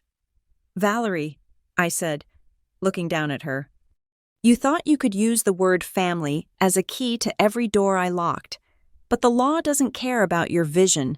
It cares about titles, deeds, and structural integrity. As the officers moved in to handcuff Julian, who was still trying to argue about squatters' rights, my mother turned to me, her eyes filled with a cold, venomous hate. You've destroyed this family. Hadley, I hope you're happy in your empty house. You'll never see us again. I looked at the gold damask on the walls, the spilled Bordeaux on the rug, and the broken panels that held up my roof. I've never been happier. Mom, I said, because for the first time in 32 years, the only thing I have to rebuild is the house. I'm finally done trying to fix the people. As the police led them out into the cool night air, I sat down at the kitchen island and picked up my phone. I had one more call to make to the demolition crew. The party was over, but the real work was just beginning. The flashing blue and red lights of the police cruisers strobed against the leopard print wallpaper, turning the room into a frantic, disjointed nightmare. The music had been cut, leaving a silence so heavy it felt like it was pressing the oxygen out of my lungs. My guests, the vultures and sycophants Valerie had invited to feast on my success, were scurrying out of the side exits like rats from a sinking ship. The lead officer, a man whose badge identified him as Sergeant Miller, stood in the center of my ruined living room, his presence as unyielding as the steel frame of this house. This property is now a secured scene for a criminal investigation, Miller announced, his voice echoing off the high ceilings. Everyone except the property owner and the named suspects must vacate the premises immediately. Any attempt to remove items from this house will be treated as tampering with evidence. Valerie was slumped against the wall, her expensive silk wrap dress stained with the wine my father had spilled. She looked up at Miller, her eyes wide and watery, attempting to summon the same innocent little girl act that had worked on our parents for 30 years. Officer, you don't understand, she stammered, her voice trembling with a practiced fragility. This is my sister's house. We are family. There has just been a huge misunderstanding. Hadley is just upset about some decorating choices. It is not a crime to help your sister with her interior design. Miller didn't even blink. He pulled a digital tablet from his belt. We have more than just a complaint about wallpaper. Mrs. Collins, we have documentation of an illegal commercial enterprise being run from this address. Are you aware that operating a short-term rental without a license on a property you do not own is a serious offense? We also have a report of unauthorized entry. Valerie's mouth opened and closed, but no sound came out. She looked toward our mother, Elena, who was standing by the fireplace, her face contorted in a mask of pure, unadulterated rage. Hadley, tell them to stop, my mother shrieked, her voice cracking with hysteria. Tell them you made a mistake. How can you do this to your own sister? You are the daughter of the devil to be this heartless. I didn't raise a monster who puts her own family in handcuffs over a few pieces of wood and some paint. I stood my ground. My hands folded calmly in front of me. I didn't feel the sting of her words. I didn't feel the familiar urge to apologize for existing. I felt nothing but the cold, hard logic of a woman who had spent her life ensuring things were built to code. I didn't do this to her. Mom, I said, my voice as steady as a surgeon's hand. She did this to herself the moment she decided my life was her playground. And it is not just some paint. I stepped forward and handed a thick plastic-bound folder to Sergeant Miller. This is a preliminary structural engineering report from a certified inspector. I had it commissioned 48 hours ago. I turned to face Valerie and my father, because Valerie decided to drive industrial-grade nails into the solid walnut lateral bracing panels to hang her oversized ego portraits. She has compromised the structural integrity of the entire north wing. Those panels were designed to carry a specific tension load. By piercing the grain without structural oversight, she has caused microfracturing in the timber.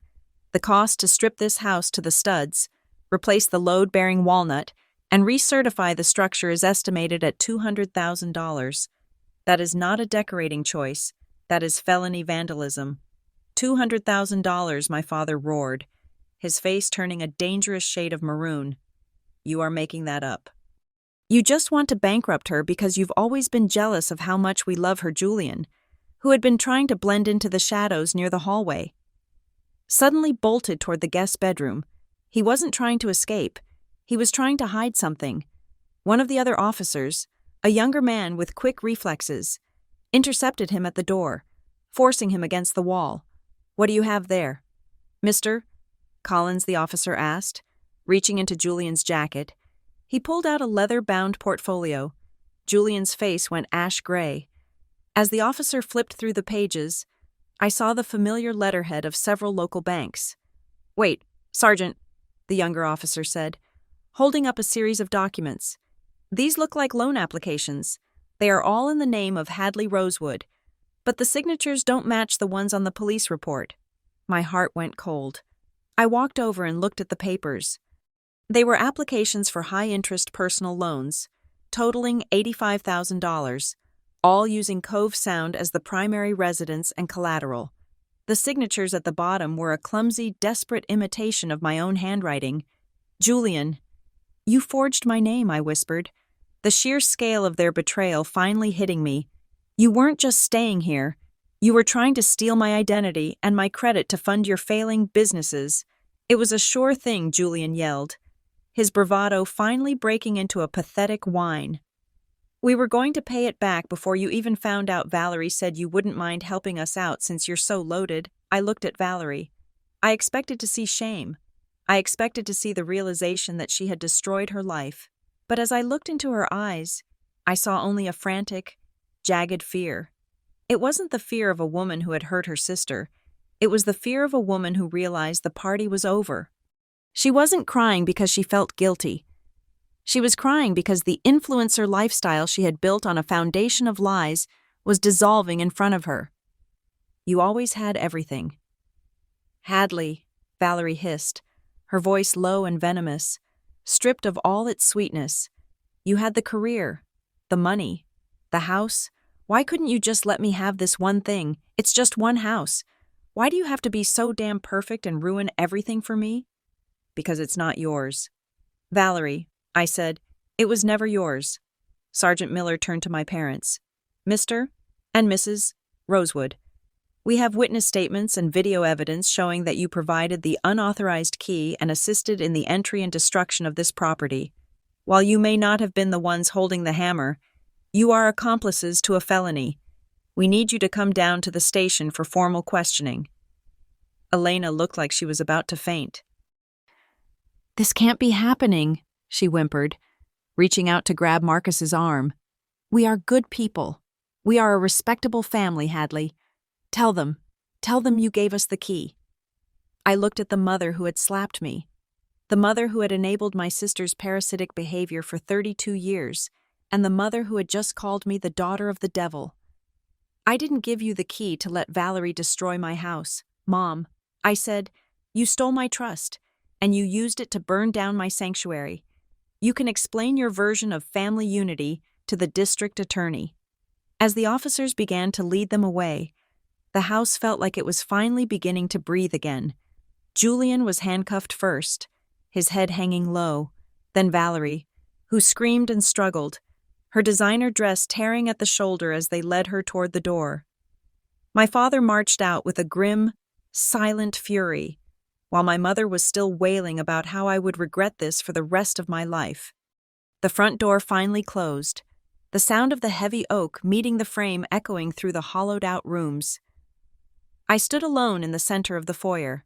Surrounded by the debris of the party, there were half-eaten shrimp skewers on my marble counters, spilled cheap champagne on my rugs, and that hideous, vibrating leopard print wallpaper everywhere I looked. I walked to the window and watched the police cars pull down the driveway. Their sirens silent, but their lights still painting the trees in rhythmic flashes of blue and red. I watched until the taillights disappeared around the bend of the coastal road. For 32 years, I had carried the weight of the Rosewood family on my shoulders.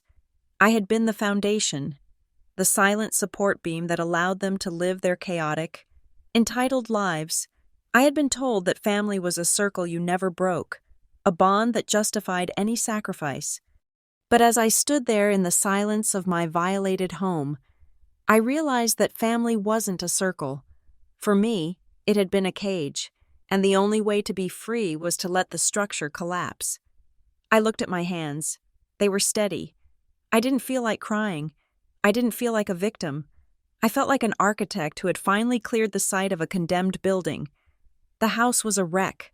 The structural panels were compromised, and my bank account was $4,500 lighter. But for the first time in my life, I could see the horizon without them blocking the view. I wasn't going back to being the strong one who fixed their mistakes. I was moving forward as the woman who had survived them. I picked up a discarded glass of Bordeaux from the floor, walked to the kitchen sink, and poured it down the drain. Then, I pulled out my phone and sent a one-word text to my construction foreman. Demolish. I was done trying to restore what was broken. I was going to build something new. Something that didn't have room for people who only knew how to tear things down. I walked up the stairs, past the purple study and the gold damask, and for the first time in 32 years, I slept in a house that finally belonged to no one but me. The air inside the Superior Court of California was pressurized with the scent of floor wax and the heavy, suffocating weight of state-sanctioned judgment. I sat at the plaintiff's table, my hands folded atop a manila folder, watching the digital clock on the wall click toward 10 in the morning. Beside me, Elias Vance was a statue of tailored charcoal wool, his presence radiating a cold, calculated silence that made the frantic whispering at the defense table sound like the buzzing of trapped flies. Across the aisle, Valerie looked pathetic. She had traded her silk-wrap dress for a conservative, high-necked navy blue suit that was clearly meant to project the image of a chastened, misunderstood young woman. She clutched a lace handkerchief in her trembling hands, her eyes rimmed with a pinkish hue that suggested she had spent the last hour in the restroom inducing a crying jag. The judge, a formidable woman named Evelyn Thorne with silver hair and eyes like polished flint, called the session to order. This was the preliminary hearing for the civil suit and the initial criminal arraignment for the charges of felony vandalism and commercial fraud. Valerie was the first to take the stand, led there by a public defender who looked like he had already accepted defeat. Mrs. Rosewood. Her lawyer began, his voice practiced in the art of sentimental manipulation. Tell the court in your own words why you entered your sister's property at Cove Sound. Valerie let out a shaky, theatrical breath, dabbing at her eyes. I just wanted to help her, she whispered, her voice amplified by the courtroom speakers. Hadley has always been so focused on her career at Apex Structure Solutions. She is so successful, but she lives in these cold, empty spaces. I saw her house at Cove Sound and it felt like a museum, not a home. I thought if I surprised her with something warm, something vibrant like the gold wallpaper, she would finally feel the warmth of family again. I spent $4,500 of my own savings money I had been putting aside for my future children just to see her smile. I never imagined she would react with such hatred. I thought we were sisters. I thought blood meant something. I watched her from the table, my expression as unreadable as a blank blueprint. The audacity was almost impressive. She was painting herself as a selfless artist, a woman whose only crime was loving her sister too much. Her lawyer nodded solemnly, turning toward the judge. Your Honor, he said, his tone dripping with false sincerity, what we have here is a tragic family misunderstanding. My client may have been impulsive. Yes, she may have overstepped professional boundaries, but she is not a criminal. This entire case is built on the oversensitivity of a sister who has become so detached from human emotion that she views a decorating choice as an act of war. Hadley Rosewood is a woman who values marble and walnut more than her own flesh and blood. Elias Vance stood up slowly, his movement drawing every eye in the room. He didn't look at the judge. He looked directly at Valerie, who shrank back into the witness chair. A misunderstanding. Mrs. Rosewood, Elias asked, his voice a low, lethal purr. Is that what you call it when you systematically dismantle a $5,000 security system before beginning your work? Is that what you call it when you intentionally damage the lateral bracing of a $3 million structure? Valerie began to sob into her handkerchief.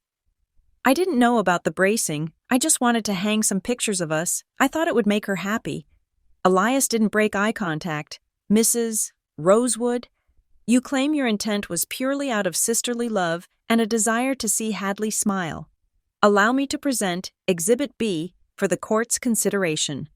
He moved toward the court's multimedia console and pressed a button on his tablet. The large monitors on the walls flickered to life. The footage was from the hidden pinhole camera I had installed in the crown molding of my study, the one Valerie never found. The date on the bottom of the screen was 5 days before the arrest. The video was crisp, and the audio was terrifyingly clear.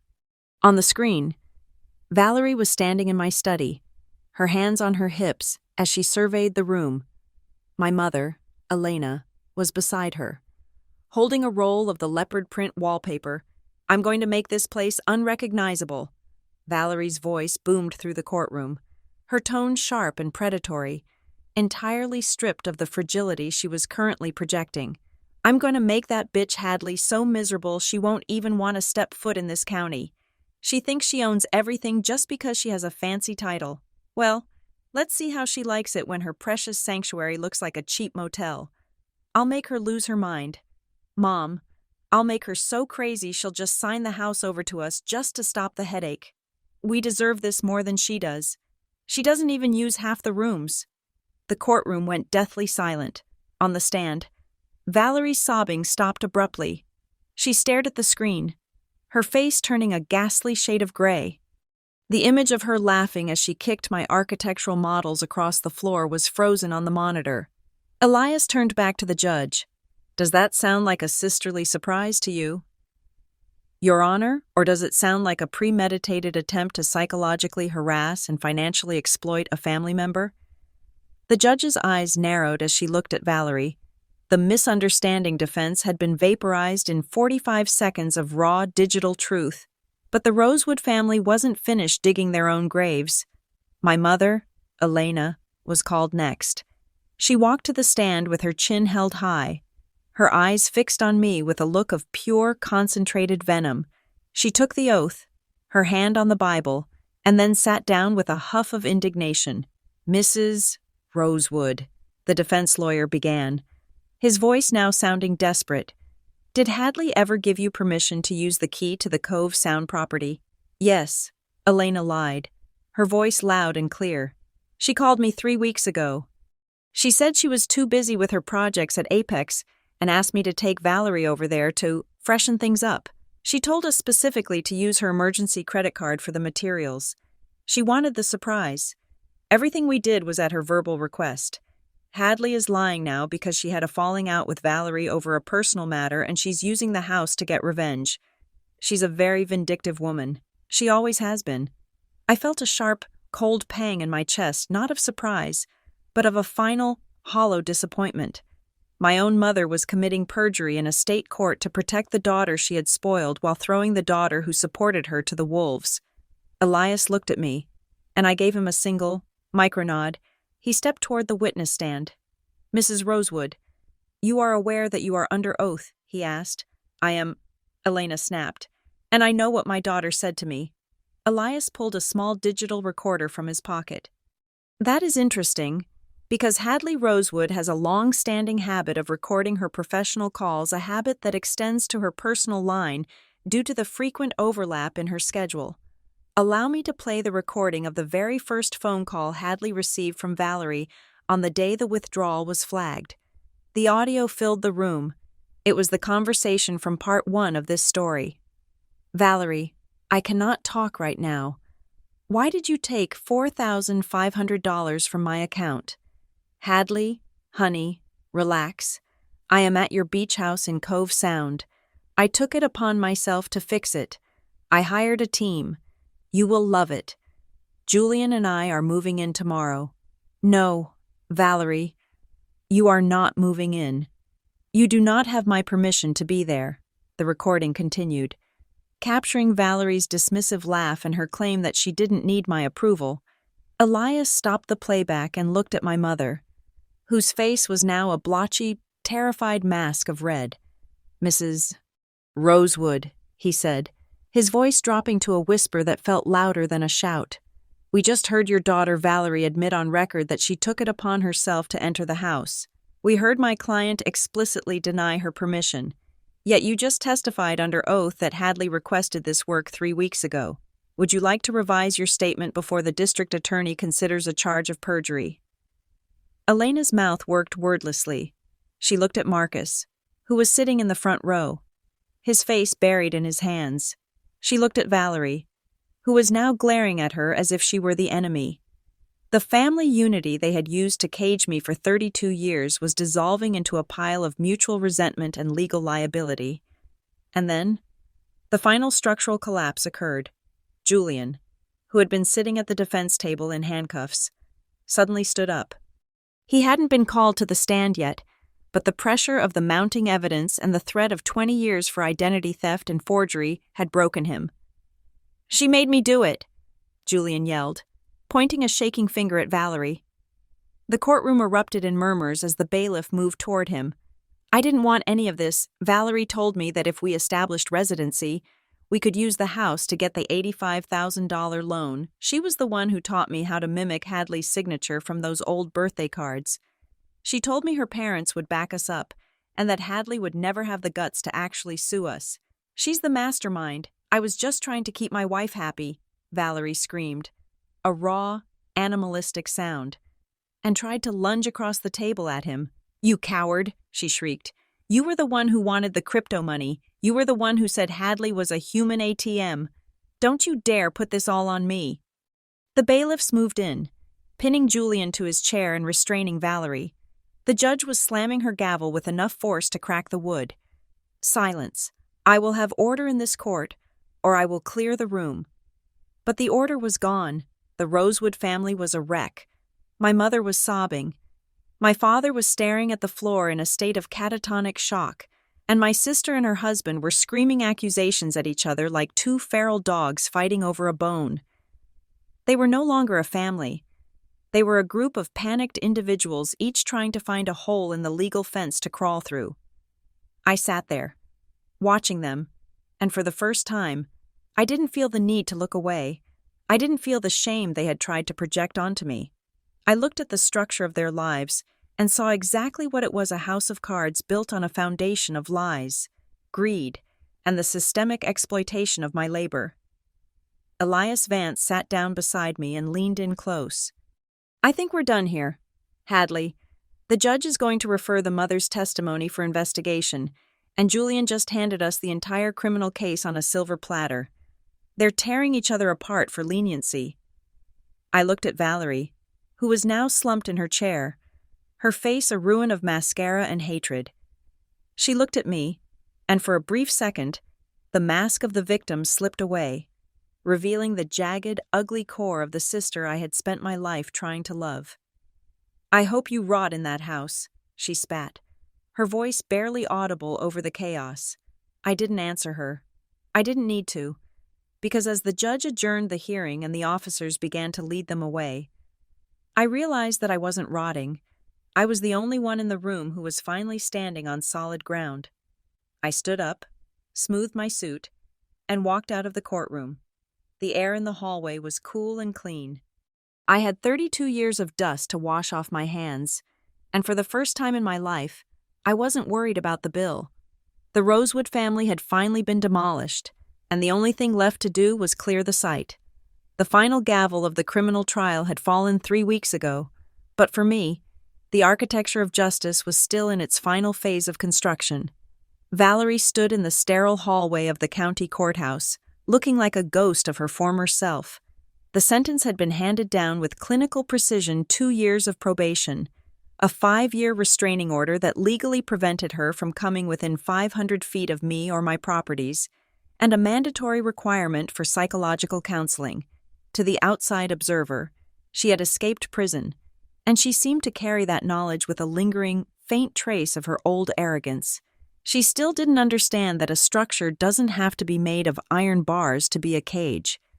We were gathered in a small, windowless conference room for the final civil enforcement hearing. This was where the math of her crimes would be finalized. Elias Vance sat beside me, his briefcase open to reveal the $250,000 judgment that had been entered against Valerie, Julian, and my parents. Valerie sat across from us, flanked by her exhausted public defender. My parents, Marcus and Elena, sat in the corners of the room like shadows of the people they once were. They looked smaller, their skin sallow under the harsh fluorescent lights. Valerie was clutching her phone, likely checking the status of the furniture she had bought on credit: the velvet chairs, the marble-top tables, and the high-end lighting fixtures she had crammed into my house to make it look like a boutique hotel. "You should be happy." "Hadley," Valerie whispered, her voice still carrying that sharp, jagged edge of entitlement. "You got your judgment. $250,000 for some wall treatments and a few holes in the wood. But just so you know, I spent every cent I had left on those upgrades. I took out 6 different lines of credit to buy the furniture for that rental business. Since the court says I can't go back there, I expect you to sell that furniture and use the proceeds to cover part of the debt. It is high-end stuff.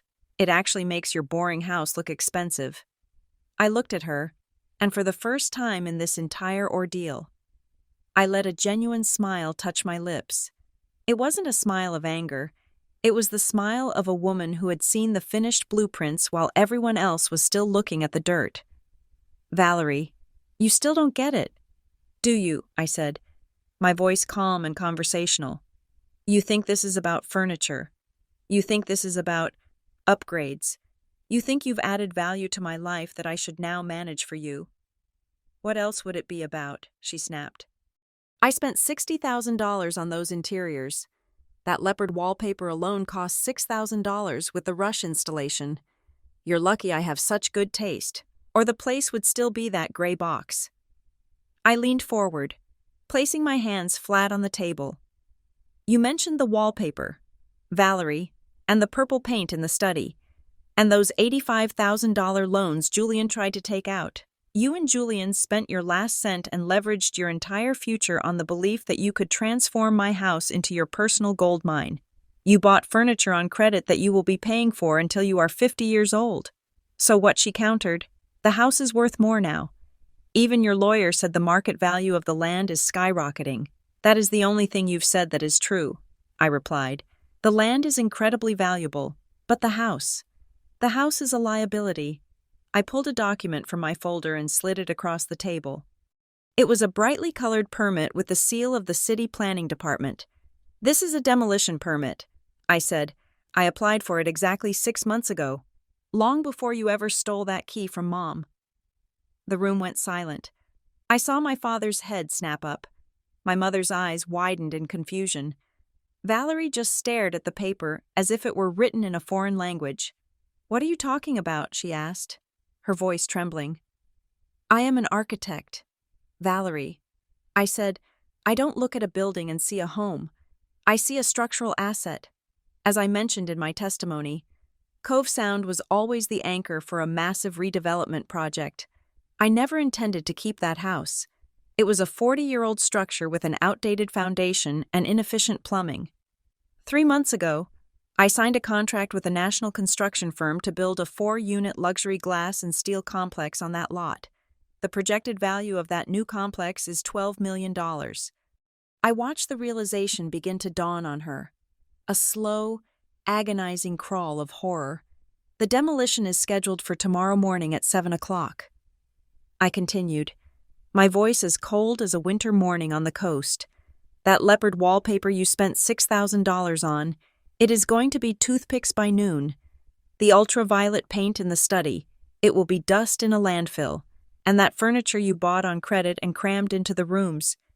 Since you have a restraining order and cannot enter the property to move it, and since I have no legal obligation to store property for a convicted felon, I've already designated it as abandoned construction debris.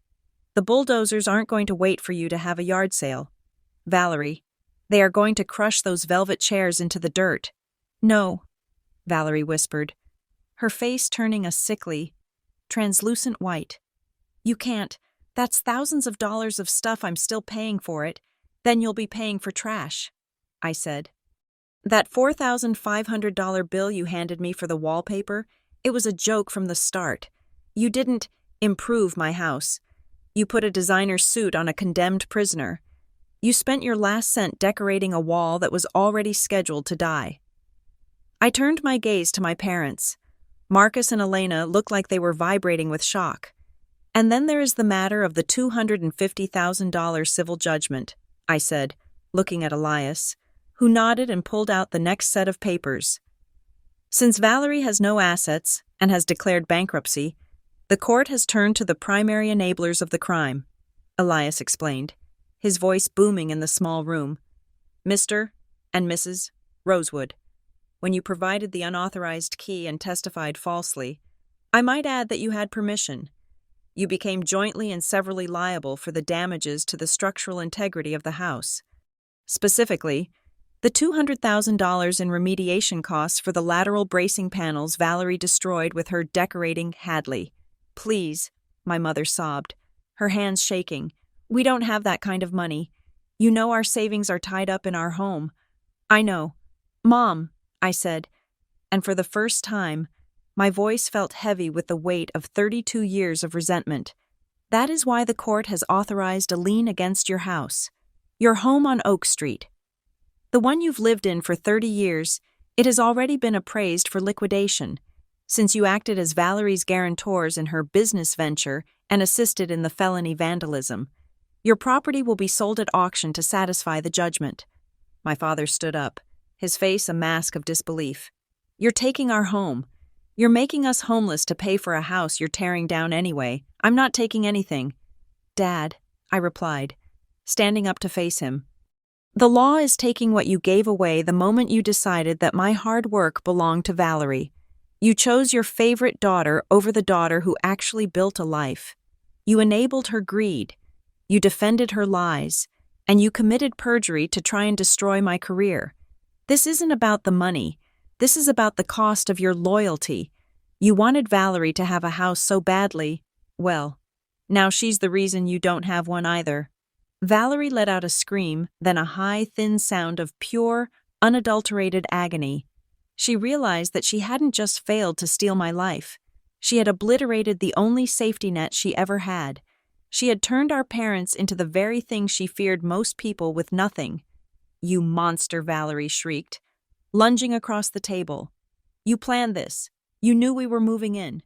I stepped back, allowing the bailiff to intercept her and pin her arms behind her back. I didn't plan for you to be a criminal, Valerie, I said. I just planned for my own future. You were the one who decided to walk into the path of the wrecking ball. I walked out of the conference room, the sound of my mother's wailing and Valerie's screams echoing behind me. I didn't look back. I didn't feel a single flicker of guilt. I felt the lightness of a structure that had finally been stripped of its rot. The next morning, I stood on the cliffs of Cove Sound. The air was crisp, and the ocean was a deep, violent blue. A massive yellow excavator stood in my driveway, its engine idling with a low, rhythmic growl that vibrated in my chest. A crew of 12 men in hard hats stood ready, their clipboards ticking off the final safety checks. I looked at the house one last time. From the outside, it still looked like the sanctuary I had built, but I knew what was inside. I knew the leopard print was lurking behind the glass. I knew the purple paint was staining the walls of my study. The foreman approached me, squinting against the morning sun. We're all set. Ms. Rosewood, you want to do the honors? I shook my head and checked my watch. It was exactly 7 o'clock. No, just clear the site. I want it all gone by sunset. I walked to my car and leaned against the hood, watching as the massive hydraulic arm of the excavator swung upward. The steel bucket hovered for a second, a silent predator against the pale sky. And then it swung forward with a terrifying, industrial grace. The sound was magnificent. It wasn't the sound of breaking glass or splintering wood. It was the sound of a clean slate. The bucket crashed through the front foyer, the very spot where Valerie had stood and told me I was selfish. I watched as the gold damask wallpaper was ripped from the studs, fluttering in the salt breeze like a tattered flag of a defeated nation. The walnut panels, the ones she had scarred with nails, were snapped like dry twigs. For the next 4 hours, I stayed there, a silent witness to the demolition. I watched as the master suite collapsed into a pile of rubble. I watched as the designer furniture Valerie had bought on credit. The chairs that were supposed to save her life were crushed into unrecognizable heaps of foam and fabric. Every improvement she had made was being ground into the dirt, becoming nothing more than the foundation for the luxury complex that would soon take its place. I thought about Valerie sitting in her tiny rented apartment, knowing that every cent she owed was currently being shoveled into a dumpster. I thought about my parents packing their boxes, realizing that their devotion to their sensitive daughter had left them with nowhere to go. The sun reached its peak, and the house was gone. There was nothing left but a clean rectangular scar in the earth and a pile of debris that was being hauled away by a fleet of trucks. The sight was clear. The air felt open and limitless. I took a deep breath, the scent of salt and turned earth filling my lungs. I was 32 years old, and for the first time in my life, I wasn't an architect for my family. I was the architect of myself, and the view from here was absolutely perfect. The dust had finally settled. It took exactly 3 weeks for the debris of the old Cove Sound villa to be hauled away, truck by truck, until nothing remained but a rectangular scar of raw, brown earth and the unobstructed view of the Atlantic Ocean. Standing on the edge of the cliff where my living room used to be, I felt a lightness that I hadn't known was possible. The air didn't smell like industrial adhesive or cheap floral perfume anymore. It smelled of salt spray, wet granite, and the deep, rich scent of the earth waiting to be reborn. I stood there for a long time, my boots sinking slightly into the soft soil. For 32 years, I had been defined by the structures I built to keep other people comfortable. I had been the wall that shielded Valerie from the consequences of her own stupidity. I had been the roof that protected my parents from the reality of their failure as providers. But looking at this empty space, I realized that the most important demolition wasn't the house. It was the demolition of the daughter I had been forced to be. My phone vibrated in my pocket. I pulled it out, the screen glowing in the fading afternoon light. It was a text message from a number I hadn't yet blocked. Though I knew the cadence of the words before I even read them, it was from my mother. "You won, Hadley," the message read. "We had to hand over the keys to the house on Oak Street this morning. We are moving into a 2-bedroom apartment on the edge of the industrial district. We have nowhere to go and no one to help us. Your father's heart is broken, and Valerie is a shell of a person. Are you satisfied now? Are you finally happy that you've left your own flesh and blood with nothing?" I stared at the words, waiting for the familiar surge of guilt, the tightening in my chest that usually forced me to pick up the phone and offer a solution. I waited for the urge to apologize for being successful, for being right, for being the only one with a sense of boundaries, but the feeling never came. Instead, I felt a profound sense of closure. I didn't feel happy about their suffering, but I felt a clinical sense of justice. They weren't being punished by me. They were being punished by the weight of their own choices. The house on Oak Street wasn't lost because I was cruel. It was lost because they had used it as a pawn in a game of theft and deception. I didn't type a reply. There were no words left in the English language that could bridge the gap between my reality and their entitlement. I simply tapped the contact name, scrolled to the bottom, and hit block. Then, I went through my call history and did the same for my father, Valerie, and Julian. I had already arranged for a new, unlisted phone number and had moved my personal bank accounts to a private firm that required 3 levels of biometric authentication. I was officially a ghost to them. I was the foundation that had finally walked away, leaving their house of cards to find its own level in the dirt. In the months that followed, I threw myself into the one thing that had never betrayed me, my work. I used a significant portion of the $250,000 judgment I received money that was being liquidated from my parents' assets and Valerie's future earnings to establish something I called the Foundation for Architectural Autonomy. It was a scholarship program specifically designed for architecture students from disadvantaged backgrounds who showed a fierce, independent spirit. I didn't want to help people who just had talent. I wanted to help the ones who were working 3 jobs. The ones who were being told by their families that their dreams were too expensive or too selfish. I wanted to find the next Hadley Rosewood and give her the one thing I never had a head start that didn't come with strings attached. Exactly 1 year later, I stood on that same cliff at Cove Sound, but the scar in the earth was gone. In its place stood a structure that the international architectural community was already calling a masterpiece. I had named it the Prism. It was a daring, cantilevered design of ultra-clear glass and reinforced carbon fiber steel. It didn't fight the landscape, it lived within it. The walls were designed to disappear, reflecting the shifting colors of the ocean and the sky so that from certain angles, the house seemed to vanish entirely. There were no solid walnut panels to hammer nails into. There was no grass cloth to rip away. Everything was transparent, honest, and structurally perfect. Inside, the floor plan was a celebration of my own freedom. There were no guest rooms. There were no extra suites for family to occupy. There was a grand master loft that overlooked the waves, a state-of-the-art studio where I could work until 3 a.m. if I chose, and a kitchen that was built for the quiet. Precise preparation of meals for one. I had not made a single spare key. The house operated on a sophisticated encrypted biometric system. The only way to open the door was with my own thumbprint and a retinal scan. It was a fortress disguised as a jewel box. I was sitting on the wide, heated stone terrace that evening, the sun beginning its slow golden descent toward the horizon. I had a tablet in my hand, and I had just finished reading a local news update from the city where Valerie now lived. The report wasn't about her influencer lifestyle. It was a brief piece about a labor dispute at a massive e-commerce fulfillment center on the outskirts of the county. There was a photo of the night shift workers leaving the warehouse, their faces blurred and weary under the harsh yellow floodlights.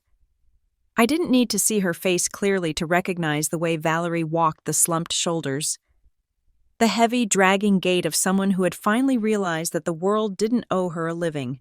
According to the legal reports, Elias Vance sent me every quarter.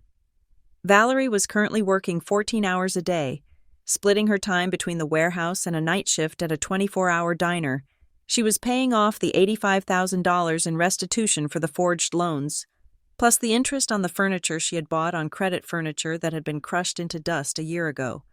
She was living in a studio apartment above a noisy auto body shop, and her only visitors were her probation officer and our parents, who were now entirely dependent on her meager earnings. I thought about the $4,500 favor she had tried to force on me. That single act of arrogance had cost her everything. It had cost her her marriage, her reputation, her parents' home, and her future. I took a slow sip of my oolong tea, the warmth of the cup grounding me in the present. I realized then that the best revenge isn't a scream or a blow to the face. It isn't even a lawsuit. The best revenge is a life lived so brilliantly, so authentically, and so independently that the people who tried to break you can no longer even see your shadow. I was living in a glass house, and for the first time in my life, I wasn't afraid of anyone throwing stones. There were no stones left in their hands, only the dust of the bridges they had burned. The sky turned a deep, bruised purple, the same color Valerie had painted my old study. But here, on the horizon, it was beautiful. It wasn't a violation. It was a natural transition. I watched the last sliver of the sun disappear, leaving behind a trail of orange and gold that danced on the surface of the water. I stood up and walked to the edge of the terrace. The glass railing was cold under my hand, a silent, transparent barrier between me and the world. I looked back at my home, the lights inside glowing like a beacon of my own making. There was no leopard print. There were no mismatched spice racks. There were no hidden cameras. I didn't need hidden cameras anymore because there was no one left to hide from. I was Hadley Rosewood. I was an architect, a survivor, and a woman who had finally learned that the most important structure you will ever build is the one that keeps your soul safe. I walked back inside, the door sliding shut with a soft, pressurized hiss that sounded like a final breath of relief. I was home, and from now on, every wall in my life was a wall I had chosen for myself. Thank you for listening to my story. It has been a long journey from that first invoice to this quiet sunset, and I am grateful you stayed to hear the end. I would love to hear from you. Where are you listening to this story right now? Please leave a comment below and share your thoughts on family, boundaries, and justice. If you enjoyed this journey of reclaimed strength, please subscribe to the Family Revenge Stories channel, like this video, and hit the hype button to help ensure this story reaches more people who might need to hear that it is okay to stand up for yourself. Your support means everything.